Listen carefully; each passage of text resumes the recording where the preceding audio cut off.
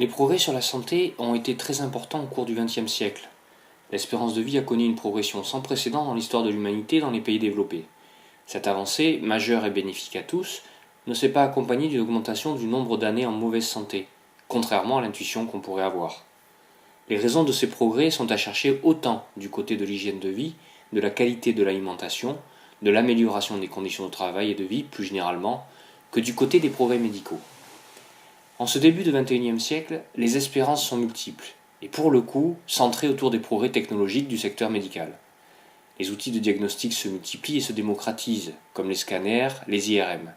Ils se simplifient également, comme par exemple le séquençage du génome qui commence à pouvoir être réalisé en quelques minutes, ou la détection des cancers qui pourrait bientôt pouvoir être réalisée à partir d'une simple prise de sang, et à un moment très précoce de la maladie. Les avancées en termes de soins sont elles aussi très importantes. Les capacités chirurgicales sont décuplées par l'imagerie, la miniaturisation des caméras, l'assistance par visioconférence, la mise au point de greffons artificiels ou la culture de tissus pour remplacer ceux défectueux. Certains cancers ont des taux de rémission très importants, même si cela n'est encore malheureusement pas suffisant. La trithérapie permet de vivre une vie presque normale malgré le sida. Les nouvelles technologies génétiques commencent à apporter leur lot de guérison de maladies rares, en corrigeant à la source les gènes responsables. Ainsi, toutes ces avancées font inspirer une progression de l'espérance de vie aussi importante au XXIe siècle qu'au siècle précédent. Il reste malgré tout deux écueils essentiels que le PIC cible et pour lesquels il développe une politique. Le premier, c'est le fait que le fossé entre ceux qui ont accès à ces progrès et les autres ne se comble pas. Il reste très important entre pays du Sud et pays occidentaux.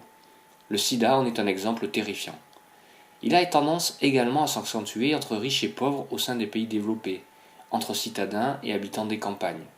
Le PIC a des propositions pour résorber ces différences. Le second écueil, c'est le fait que même si le progrès médical est en marche, il n'est pas politiquement pensé, il ne fait pas partie d'une priorité, il n'est pas central. Il est encouragé par des moyens économiques seulement. Si cela est déjà bien, pour le PIC, la santé doit être au cœur d'un gouvernement moderne, une de ses principales préoccupations. Or, force est de constater que la sécurité vis-à-vis de la violence, l'économie, sont bien plus débattues et travaillées que le secteur de la santé. Le PIC souhaite changer cela et revoir les priorités gouvernementales pour faire de la santé un des cœurs de sa politique, dépassant les écueils économiques.